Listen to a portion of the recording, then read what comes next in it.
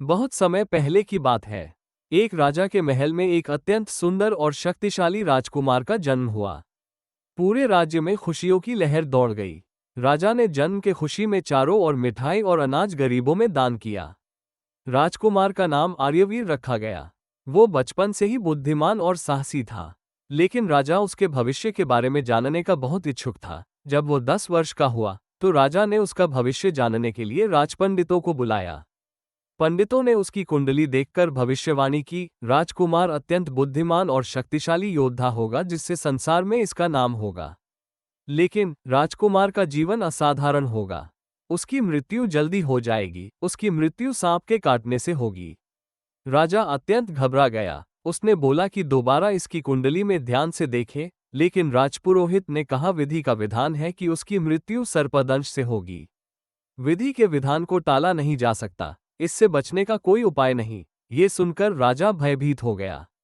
उसने राजकुमार की सुरक्षा के लिए महल के चारों ओर कड़ी सुरक्षा लगा दी। कोई भी ऐसा स्थान नहीं छोड़ा गया जहां कोई सांप आ सके। राजकुमार जहां भी जाता उसके साथ सशस्त्र सैनिक तैनात रहते। जब राजकुमार 25 साल का हुआ तब राजा की मृत्यु हो गई। तब उसके बेटे को ही कारोबार संभालना पड़ा। एक दिन राजकुमार युद्ध जीतकर अपने सेना के साथ घने जंगल से वापस लौट रहे थे। तब उनकी सेना के पीछे एक बहुत ही सुंदर स्त्री चली आ रही थी। बहुत समय से चलते चलते राजकुमार की सेना थक गई। राजकुमार आर्यवीर ने रथ रोककर अपनी सेना को घने जंगल नदी के किनारे शिविर लगाने को कहा और बोला, आज रात यहीं विश्राम करेंगे। फिर राजकुमार ने अपने सेनापति भैरवनाथ से कहा, जाकर पता करो कि वह लड़की कौन है और क्या चाहती है। जब सेनापति लड़की से पूछने गए तब लड़की ने मुंह छुपाकर कहा, मैं तो सिर्फ राजकुमार आर्यवीर से ही बात करूंगी। बहुत कोशिश करने पर लड़की नहीं मानी। सेनापति वापस शिविर में लौटे और राजकुमार से बोले, वो लड़की आपसे बात करेगी, वो जिद लगाए बैठी हुई है। राजकुमार उस लड़की से मिलने गए और बोले, मैं ही हूँ राजकुमार आर्यवीर, बोलो क्या बात है। लड़की खुशी से बोली, मैं आपसे शादी करना चाहती हूँ, मैं आपसे बहुत प्रेम करती हूँ।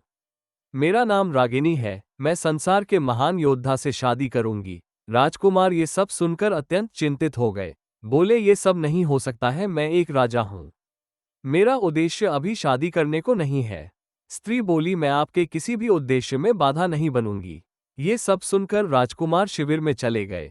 सेनापति ने कहा राजकुमार से, आप शादी कर लो, युवती बहुत ही सुंदर है। राजकुमार भी युवती के सुंदरता में खो गए और शादी कर ली।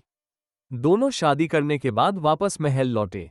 कुछ दिनों बाद राजकुमार की तबीयत खराब होने लगी। पता नहीं चल रहा था कि राजकुमार को क्या हुआ। धीरे धीरे उनका शरीर बहुत ही कमजोर हो गया। फिर धन्वंतरी नाम के वैद्य को बुलाया गया। राजवैद्य ने राजकुमार की जांच की और कहा, यह सर्पदंश के प्रभाव जैसा है, लेकिन यह विष बाहर से नहीं आया, यह आपके शरीर में किसी अज्ञात स्रोत से फैल रहा है। राजकुमार ने कहा, लेकिन मेरे को किसी सांप ने अभी तक नहीं काटा है। इसका पता लगाने के लिए धन्वंतरी ने राजकुमार से अकेले में कहा, आप अपने महल के किसी भी कमरे या घड़े में पानी न रखें। फिर अपनी पत्नी से पानी लाने को कहें और देखें कि वो कैसे आपको पानी पिलाती है। राजकुमार ने अपनी पत्नी से पानी लाने को कहा। रागिनी पानी लेने गई तब पूरे महल में कहीं भी पानी नहीं मिला। रागिनी पानी लेने बाहर गई, उसने देखा एक कुआं है, उसमें पानी होगा, लेकिन कुआं गहरा था। रागिनी ने नागिन का रूप लिया और कुएं से पानी निकाला। राजकुमार और उनके सेनापति रागिनी की सच्ची देखकर दंग रह गए। जब रागिनी पानी लेकर आए तब राजकुमार ने कहा, कौन हो तुम, मुझे जहर क्यों दे रही थी। रागिनी ने कहा, मुझे नहीं पता था कि मैं कौन हूँ। मैं राजकुमार से सच्चा प्रेम करता हूँ और उनके बिना नहीं रह सकती। यदि मैं उनकी मृत्यु का कारण बन रही हूँ तो मैं अपने जीवन का बलिदान देने को तैयार हूँ। उसने तलवार उठाई और अपना शीश काट लिया। रागिनी खुद नहीं जानती थी कि वो कौन है और कहाँ से आए है। दरअसल उसका जन्म एक गहरे जंगल में हुआ था। वो एक इच्छाधारी नागिन थी, लेकिन उसे इसका कोई ज्ञान नहीं था। वो मानव रूप में जन्मी थी और उसकी याददाश्त बचपन से ही कमजोर थी। उसके जन्म की कहानी एक रहस्य थी। एक पंडित ने बताया कि वह नागलोक की राजकुमारी थी, जिसे शाप के कारण मानव रूप में जन्म लेना पड़ा था। लेकिन इस शाप का असर तब तक नहीं होता जब तक उसे कोई गहरा प्रेम न होता। रागिनी के मरने के बाद राजकुमार भी कुछ दिनों में मर गए। राजकुमार और रागिनी दोनों की मृत्यु के बाद उनकी प्रेम कहानी पूरे राज्य में अमर हो गई। ये कहानी सिखाती है कि सच्चा प्रेम जीवन और मृत्यु से परे होता है।